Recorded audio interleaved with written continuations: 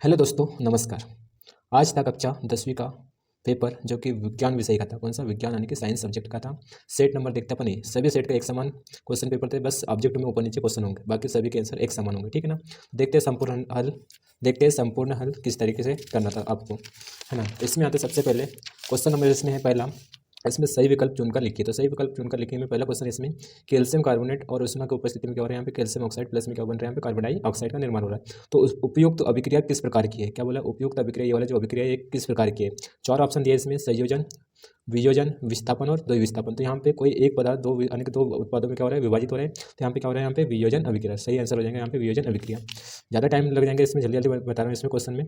Second number question है इसमें, खाना बनाते समय यदि बर्तन की तली बाहर से काली हो रही है तो इसका मतलब है कि, इसमें सही आंसर हो जाएंगे ईंधन पूरी तरह से नहीं जल रहा है। इसका राइट आंसर हो जाएगा ईंधन पूरी तरह से नहीं जल रहा है।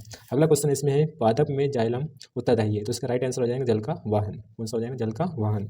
अगला क्वेश्चन दिया है इसमें, दो तंत्रिका कोशिका के मध्य खाली स्थान को कहते हैं। तो क्या कहते हैं? सिनेप्स कहते हैं। इसका राइट आंसर हो जाएगा सिनेप्स।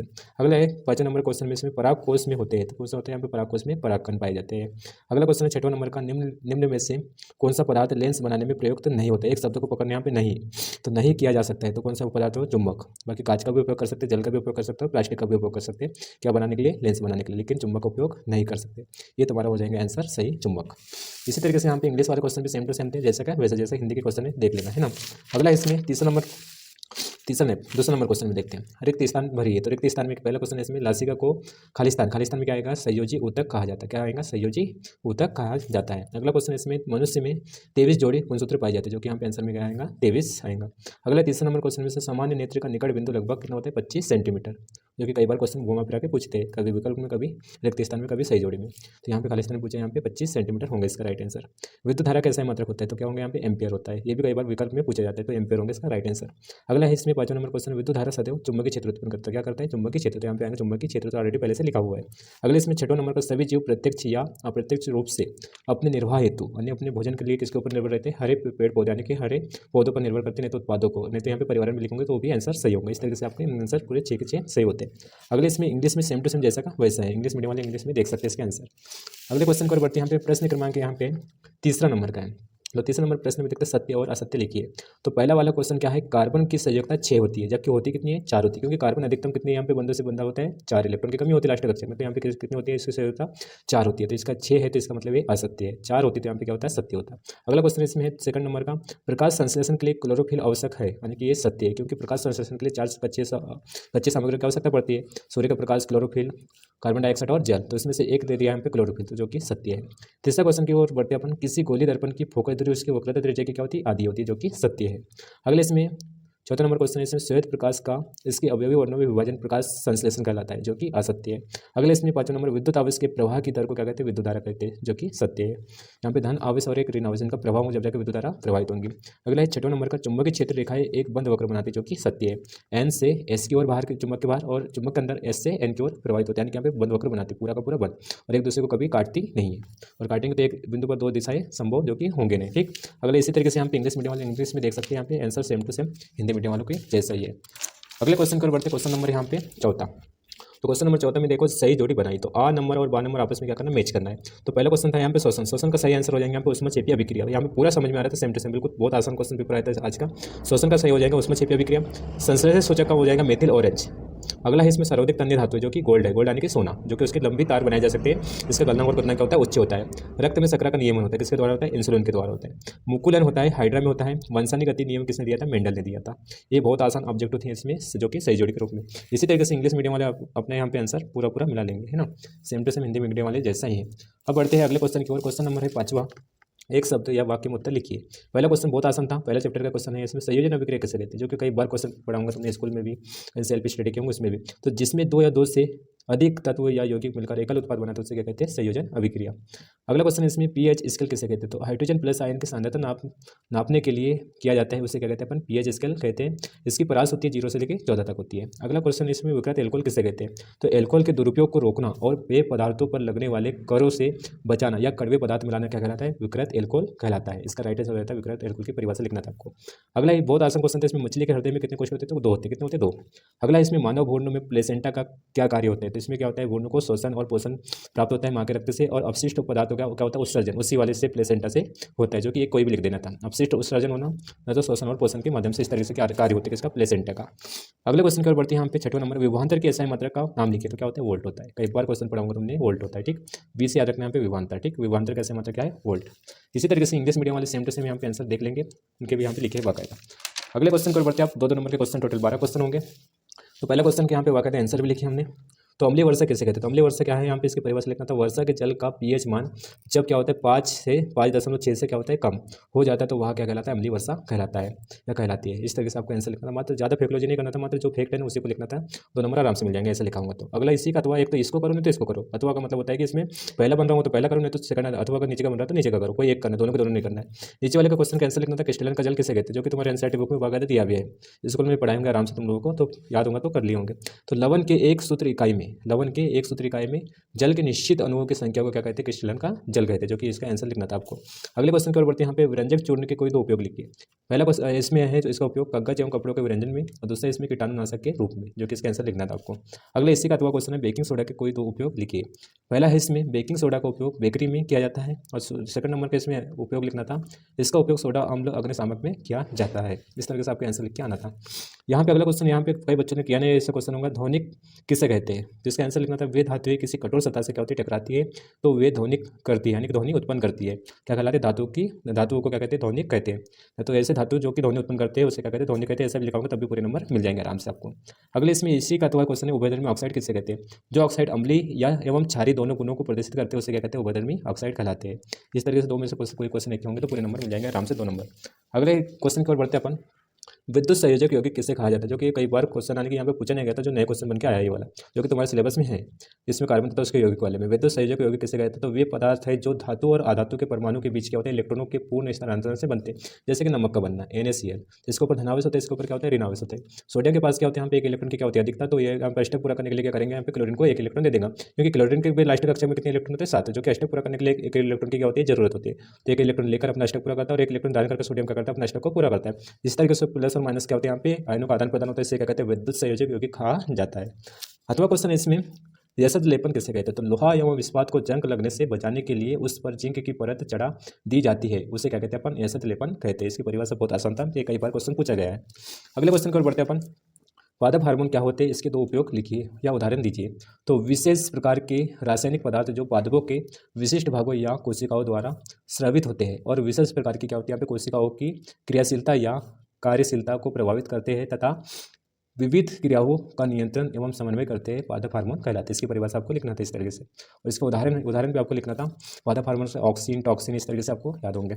अगले इसमें अथवा वाला क्वेश्चन है, प्रतिवर्ती क्रिया क्या होती है, इसके 2 उदाहरण लिखिए। उदाहरण के साथ यहाँ पे भी उदाहरण पूछ लिया, यहाँ पे भी 2 उदाहरण। तो यहाँ पे क्वेश्चन लिखना था, प्रतिवर्ती वे अनैच्छिक क्रिया जो किसी प्रेरणा या उद्दीपन या फिर किसी प्रतिक्रिया के रूप में होती है, उसे क्या कहते हैं, प्रतिवर्ती कहलाती है, यानी कि प्रतिवर्ती क्रिया कहलाती है। जैसे कि किसी गर्म वस्तु को छूने पर अपने आप हाथ को क्या करना, पीछे खींच लेना, इस तरीके से उसके उदाहरण लिखना था। अगला इसमें तंत्रिका कोशिका का नामांकित चित्र बनाना है, जो कि तुमने 9th क्लास में बनाए होंगे इस तरीके से। इसके तंत्रिका रेशे वगैरह होती है, इस तरीके से लंबी संरचना होती है, सिनेप्स वगैरह इसी में पाए जाते हैं। तो इस चित्र तुमने अच्छी तरीके से बनाए होंगे। इसके अथवा वाला क्वेश्चन काफी बच्चों ने छोड़ दिया होंगे, क्योंकि क्वेश्चन थोड़ा सा इसमें परिभाषा लिखना था। इसका आंसर था, वह वृद्धि प्रक्रिया है जिसमें पौधे गुरुत्वाकर्षण बल के प्रति अनुक्रिया करते हैं, जिसमें जो कि होता है यहाँ पे ऑक्सीजन हार्मोन द्वारा क्या होती है, नियंत्रित होती है। इसकी परिभाषा लिखना था, गुरुत्वाकर्षण बल के क्या होती है, प्रतिक्रिया अनुक्रिया करती है, इसे क्या कहते हैं अपन, पादपों में गुरुत्वानुवर्तन कहलाता है। अगले क्वेश्चन पर बढ़ते, क्वेश्चन नंबर इसमें 12वां है। 12 क्वेश्चन में दिया था, इसमें संतति में, ये एनसीईआरटी बुक का है, जो नीले कलर के क्वेश्चन दिए हैं उसमें से है, संतति में नर एवं मादा जनकों द्वारा अनुवांशिक योगदान में बराबरी की भागीदारी कैसे सुनिश्चित करते हैं। तो इसका आंसर है इसमें, संतति में नर एवं मादा जनकों द्वारा अनुवांशिक योगदान में बराबर की भागीदारी इस प्रकार सुनिश्चित किया जा सकता है। नर एवं मादा में 23 जोड़े होते हैं, जो कि एक्स और वाई में प्रदर्शित करता है, और मादा में यह जोड़ा XX होता है और नर में क्या होता है, XY होता है। जनन के लिए मैथुन यानी कि आप संभोग के टाइम में, यानी कि क्या होते हैं यहाँ पे समय बने युग्मजन में दोनों जनकों को समान यहाँ पे क्या होती है, मान्यता प्राप्त होती है। यहाँ पे अनुवांशिक पदार्थ गुणसूत्र यानी कि यहाँ पे समभागिता रहती है। इसमें होती है एक तो X है, इसमें क्या है XY, तो इनके दोनों की क्या होती है, भागीदारी होती है। पुरुष के भी और क्या होते हैं, मादा के भी गुणसूत्र क्या होते हैं, यहाँ पे समान मात्रा में मिलते हैं। जब जाके नर सत्ता यानी कि यहाँ पे इसकी बराबरी होती है, यहाँ पे नर होगा कि मादा होगा, इस तरीके से क्या होगा, बच्चे का निर्माण होता है। अगला इसमें है, अथवा करके मेंडल का पृथक्करण का नियम लिखकर उसका रेखाचित्र बनाइए। मेंडल का पृथक्करण का नियम लिखना है, उसका रेखाचित्र बनाना है। जैसे यहाँ पे T, कैपिटल T और क्या स्मॉल t के बीच में क्या करना है, संकलन करके बताना था। जब विपरीत लक्षणों के एक जोड़े को को ध्यान में रखकर क्रॉस कराया जाता है। केवल प्रभावी गुण लक्षण दिखाई देते हैं गुणों की यह, तो पहली पीढ़ी में क्या होते हैं यहाँ पे प्रभावी लक्षण यानी कि गुण दिखाई देते हैं। गुणों की यह प्रवृत्ति प्रभाविता तथा यह नियम पृथक्करण का नियम कहलाता है, जो कि अलग अलग यहाँ पे गुणों को दर्शाता है संकलन कराने या क्रॉस कराने पर। तो इसके रेखा चित्र तुमको बनाना है कैपिटल टी और स्मॉल टी के बराबर। यहाँ पे एक और आता है यहाँ पे F1 और F2 के यहाँ पे रेखा चित्र बनाने के लिए आता है, जो कि पिछले साल पूछा गया था 2025 में। इस साल तुमसे पूछ लिया नियम पूछ लिया, ठीक है ना। इस तरीके से आपको लिखना था। अगला क्वेश्चन है इसमें 13वां नंबर क्वेश्चन, लेंस की क्षमता किसे कहते हैं, इसका ऐसा मात्रक लिखिए। तो लेंस की क्षमता किसे कहते हैं, किसी लेंस द्वारा प्रकाश का अभिसरण करने की मात्रा को उस लेंस की क्षमता के रूप में व्यक्त किया जाता है। इससे संख्यात्मक रूप से लेंस को मीटर में व्यक्त किया जाता है। व्यक्त फोकस दूरी का व्युत्क्रम होता है, उसे लेंस की क्या कहते हैं अपन, क्षमता कहलाता है। इसकी परिभाषा अच्छे से लिखना, लेंस की क्षमता किसे कहते हैं, जिसका ऐसा मतलब होता है डायप्टर। क्या होता है, डायप्टर। अगला क्वेश्चन दिया है इसमें अथवा वाला, प्रकाश के परावर्तन के दो नियम लिखे। तो प्रकाश का परावर्तन होता है कोण आई बराबर से कोण आर क्या होता है, आपस में बराबर होता है। पहला नियम लिखना था, ये दूसरा नियम है। पहला नियम क्या होता है, आपतित किरण तथा परावर्तित किरण। ये इस तरीके से डायग्राम बनाए होंगे तुम लोगों ने, आपतित किरण तथा परावर्तित किरण और आपतित बिंदु पर क्या होते हैं, अभिलंब। ये तीनों क्या होते हैं, एक ही तल पर होते हैं। और दूसरा नियम लिखना था कोण आई बराबर से कोण आर, आपस में क्या होते हैं, बराबर। जिस एंगल के साथ यहाँ पे परावर्तित आने के आपतित होंगे प्रकाश किरण, उसी एंगल के साथ क्या होंगे, परावर्तित। आने वाली किरण को आई और जाने वाली किरण को आर। इस तरीके से आपको यहाँ पे लिख के आना था नियम। ये वाला क्वेश्चन बहुत आसान था, प्रकाश के परावर्तन के दो नियम लिखिए। अगला क्वेश्चन यहाँ पे न्यूमेरिकल्स था, यहाँ पे हर साल पूछे जाते हैं। इसमें 2 नंबर में 12 वोल्ट विभवांतर के दो बिंदुओं के बीच 2 कूलम आवेश को ले जाने में कितना कार्य किया जाता है। तो इसका आंसर लिखना था यहाँ पे, इसका सूत्र के माध्यम से तुमको निकालना था। इसमें होता है, इसका सूत्र होता है V बराबर से क्या होता है, W बटे में Q होता है। W क्या होता है, कार्य होता है, Q क्या आवेश होता है, V क्या विभवांतर। तुमको 2 के मान दिए, Q का मान भी दिया है, V का मान भी दिया है। W तुमको निकालना है कि वर्ग निकालना, क्या निकालना था, वर्ग यानी कि कार्य। तो यहाँ पे Q के इधर पक्षांतर को भाग में तो किस में जाएंगे, गुणे में। तो W बराबर से क्या हो जाएगा यहाँ पे V इंटू में Q। इसमें मान रखोगे V का मान कितना दिया 12 इंटू में Q का मान कितना दिया 2, तो 12 दूनी कितना हो जाएगा यहाँ पे 24। और कार्य कैसे मात्रक होता है, जूल। इस तरीके से आपको यहाँ पे आंसर आ जाएंगे यहाँ पे 24 जूल, जो कि राइट आंसर है। अगले इसका अथवा यदि किया होंगे तो इसका कोई विद्युत बल 220 वोल्ट के जनरेटर से संयोजित है, यदि बल्ब से 0.50 एम्पीयर विद्युत धारा प्रवाहित होती है तो बल्ब की शक्ति क्या होगी। तो इसका सूत्र होता है P बराबर से क्या होता है, V इंटू में आई। P क्या है यहाँ पे पावर, V क्या है यहाँ पे विभवांतर, और यहाँ पे सॉरी वोल्ट है, यहाँ पे आई क्या है यहाँ पे विद्युत धारा। इनके आपस में क्या करना था, गुना करना था।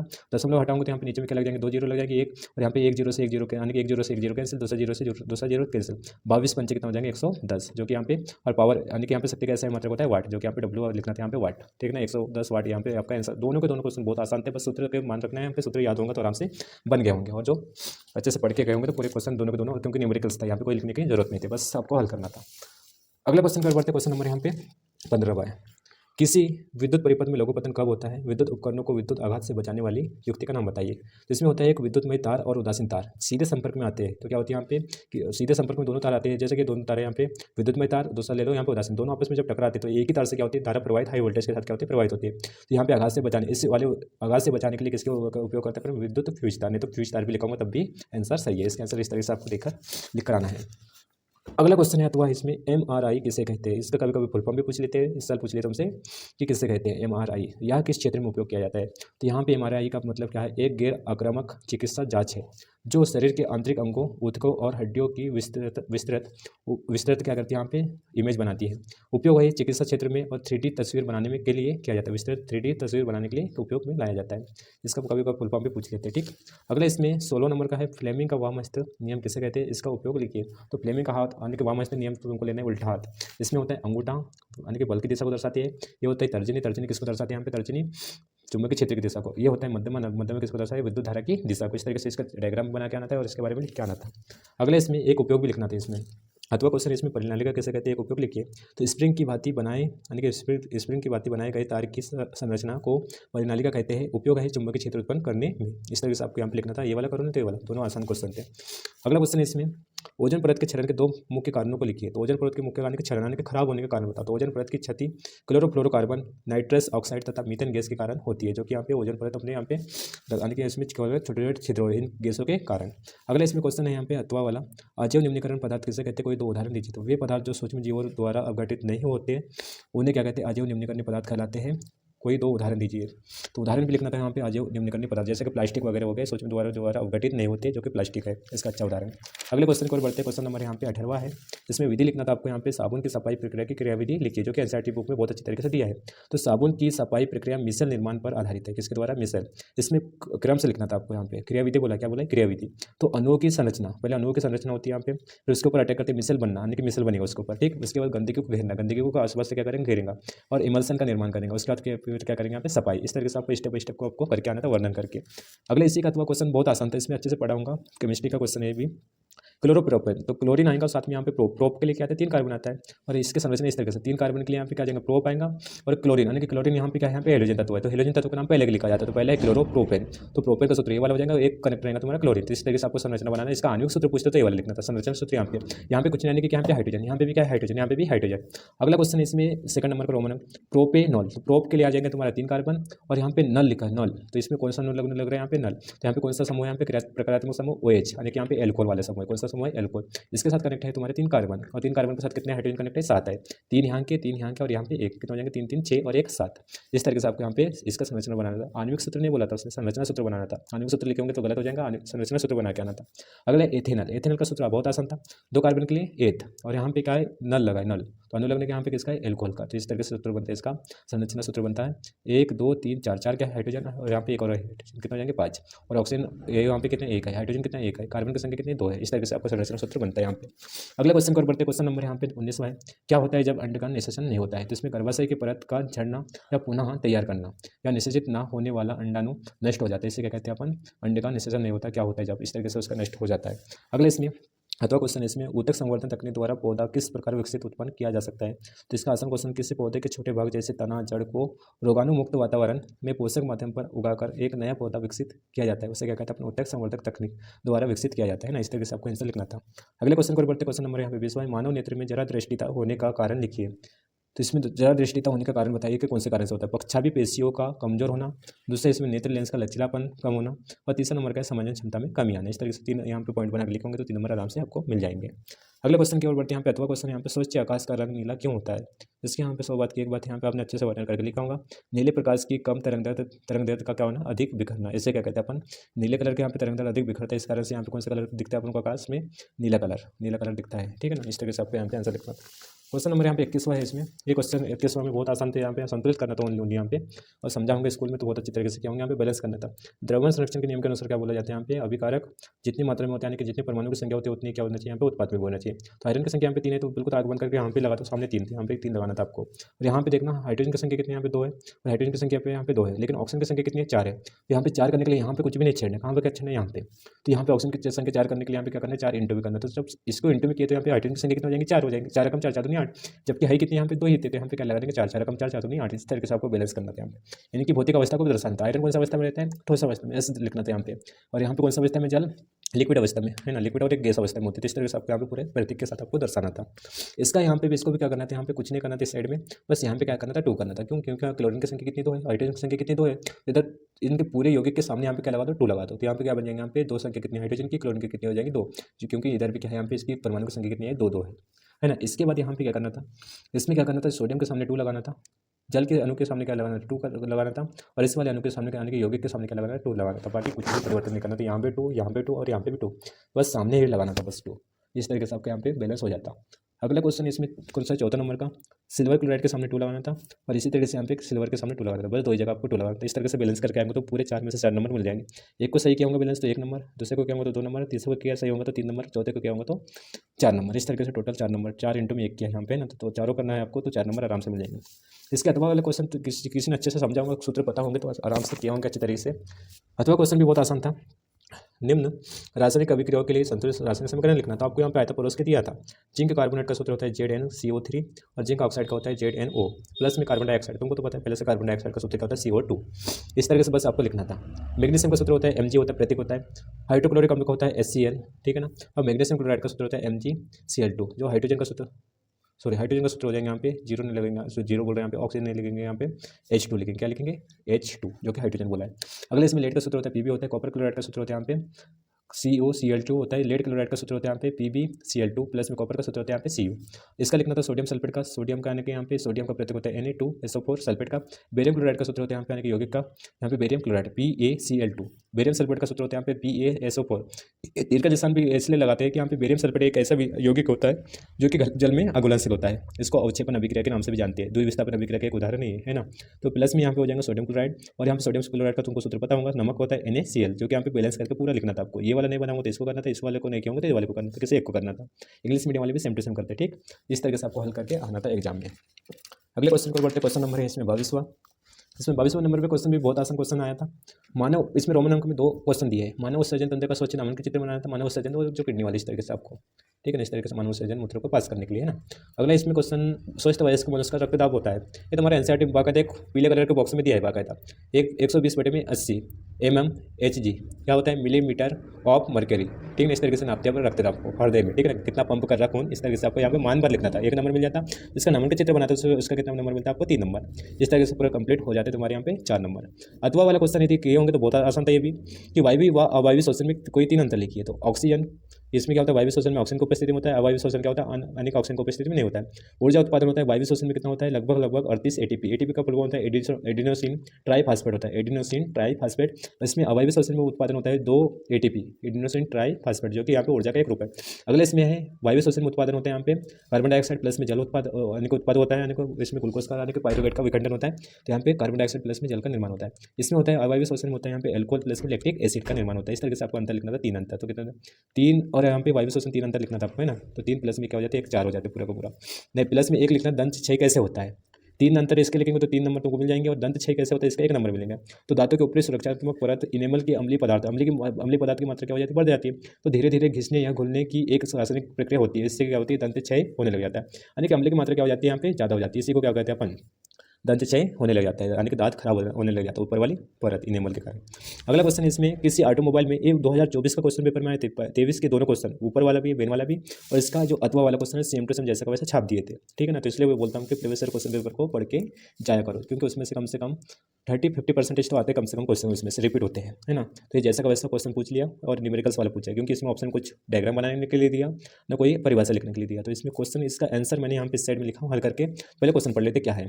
तो किसी ऑटोमोबाइल में पीछे का दृश्य देखने के लिए उपयोग होने वाले उत्तल दर्पण की वक्रता त्रिज्या कितना दिया है, 3.0 मीटर है। यदि एक बस इस दर्पण से 5.00 मीटर की दूरी पर स्थित है, तो प्रतिबिंब की स्थिति, यानी कि इस कंडीशन में बोला प्रतिबिंब की स्थिति कहाँ स्थित है, और प्रकृति यानी कि उसका आकार कैसा है, साइज याद कीजिए, तथा प्रकृति भी उल्टा है कि सीधा है कि दर्पण के सामने जो वास्तविक है, तो उसका साइज कितना है, बस की साइज कितनी है, इसके बारे में आपको बताना है। तो इसका न्यूमेरिकल हल करना है, और इसके बाद ही पता चलेगा कि किस तरीके से उसका आकार छोटा है कि प्रतिबिंब के आकार के बराबर है कि छोटा है कि बड़ा है। तो इसका आंसर यहाँ पे हल किया है कि दिया है। सबसे पहले इस तरीके से सेम टू सेम हल करना था आपको भी एग्जाम में। तो यहाँ पे वक्रता त्रिज्या, तुमको यहाँ पे वक्रता त्रिज्या कितना दिया, 3.00 मीटर दिया। बिंब यानी कि दूरी, बिंब की दूरी कितना, यू से दर्शाते हैं अपन बिंब की दूरी, तो यहाँ पे माइनस कहूँगा, क्योंकि वस्तु को किधर को लगेंगे, इस तरीके से उत्तल दर्पण की बात कर रहे हैं यहाँ पे, किसकी बात कर रहे हैं, उत्तल दर्पण की। तो उत्तल दर्पण ऐसा बनता है इस तरीके से, तो उत्तल दर्पण ऐसा बनेगा, तो इसका ध्रुव होता है पी, और वस्तु को हमेशा इधर को रखते हैं, तो यहाँ पे ध्रुव से सभी दूरियां नापते, तो इधर को नापी जाएंगे, तो यहाँ पे कुछ होगा माइनस में, और बिंब की दूरी बोला तो बिंब की दूरी किसमें आएगा, माइनस में, यहाँ पे माइनस में, जो कि तुम्हारे क्वेश्चन में दिया है प्लस में। तो प्लस में मत रखना, प्लस में रखेंगे तो आंसर भी आपका गलत आएगा, तो माइनस में रखना है आपको, है ना। और यहाँ पे तुमको यहाँ पे क्या निकालना है, प्रतिबिंब की दूरी, यानी कि प्रतिबिंब कितना, यानी कि प्रतिबिंब की स्थिति, और आवर्धन, आवर्धन यानी कि उसकी ऊंचाई, प्रतिबिंब की ऊंचाई कितनी है ना। इस तरीके से आपको यहाँ पे हल करना था। सबसे पहले f बराबर से क्या निकालना है, r/2। तो r का मान तुमको दिया है 3.00 मीटर, 2 से क्या करना है, डिवाइड करना है, यानी कि यहाँ पे भाग करना है, तो इसका आंसर आ जाएंगे यहाँ पे 1.50 मीटर। अब दर्पण सूत्र का उपयोग करना है, किसका उपयोग करना है, दर्पण सूत्र। दर्पण सूत्र हमको पता है कि 1/v प्लस में 1/u बराबर से क्या होता है, 1/f। इसमें मान रखेंगे अपन, इसका पक्षांतर कर देंगे, प्लस में तो हो जाएगा तो माइनस में, तो 1/u जैसा का वैसा रहेगा, 1/f जैसा का वैसा। अब इसके बाद क्या करना है, यहाँ पे मान रखना है f का भी और u का। u का मान तुमको दिया है, f का मान तुमने यहाँ से निकाल लिया है, तो यहाँ पे f का मान और u का मान निकालूंगा, तो इसका मान आएगा तुम्हारा प्लस में 1.15 मीटर, जो कि यहाँ पे जगह नहीं था, तो मैंने शॉर्टकट में यहाँ पे हल करके बता दिया, जो कि यहाँ पे मान रखूँगी f और u का, तो पूरा ये मान तुमको निकल के आ जाएगा। अब इसके बाद यहाँ पे क्या करना है, v का तो मान निकाल लिया तुमने, क्योंकि v का मान निकालना था अपन को। अब यहाँ पे आवर्धन सूत्र से, आवर्धन का सूत्र होता है यहाँ पे प्रतिबिंब की ऊंचाई बटे में बिंब की ऊंचाई, तो यहाँ पे इसका अनुपात, इसका सूत्र आगे भी होता है माइनस का v बटे में u। यहाँ पे प्रतिबिंब की ऊंचाई को कैसे डिनोट करते हैं, यहाँ पे दूरी को कैसे नापते हैं अपन, प्रतिबिंब की v से, और बिंब की दूरी को कैसे नापते हैं u से। तो इनको आपस में, दोनों को आपस में बराबर लेना है, ठीक। तो माइनस का v बटे में u हो जाएगा, माइनस का v का मान तुमने निकाला यहाँ से, तो माइनस ऑलरेडी है माइनस, ठीक है ना, तो माइनस प्लस क्या हो जाएगा, माइनस, ठीक है। तो 1.15 बटे में u का मान कितना है, यहाँ पे क्वेश्चन में दिया है पहले से 5.00। इसको हल करोगे तो माइनस से माइनस कैंसिल, तो क्या आ जाएगा, प्लस में आ जाएगा। इसको हल करोगे तो कितना आएगा, 0.23, जो कि यहाँ पे मीटर में था, यहाँ पे मीटर में, तो ये क्या हो जाएगा, मीटर से मीटर कैंसिल, तो इसके आंसर आ जाएगा प्लस में 0.23। और अतः यहाँ पे प्रतिबिंब क्या होगा, आभासी होगा, क्या होगा, आभासी। और इसके दर्पण की इधर पीछे में बनेगा, पीछे में, ठीक, आभासी तथा सीधा, क्योंकि दर्पण के सामने बनेगा तो यहाँ पे आने पीछे बनेगा तो सीधा बनेगा, ठीक। और इसका साइज होगा बिंब से छोटा, आने के कितना गुना होगा, यहाँ पे छोटा 0.23 गुना क्या होगा, छोटा, जो कि प्लस में आए, तो इसका मतलब होगा कि यहाँ पे एकदम सीधा इस तरीके से इतना करके आएंगे, तो पूरे कितने नंबर मिल जाएंगे आपको, 4 नंबर। और इसी टाइप का क्या करना था तुमको, इसी टाइप से क्या करना था, इसका अथवा वाला क्वेश्चन करना था। ये वाला क्वेश्चन क्या होगा, तो ये वाला, और ये वाला क्वेश्चन नहीं बनाऊंगा तो इसको भी करना था। ये थोड़ा सा कठिन था, जो कि यहाँ पे जगह नहीं तो आपको बता देता। आई होप कि आपको अच्छे से समझ में आएगा। और जो अगले वाले साल के लिए तैयारी करना चाहते हो, इस वीडियो को पूरा देख के जाना, पूरा कंप्लीट सोल्यूशन के साथ आपको बता दिया। Thank you for watching.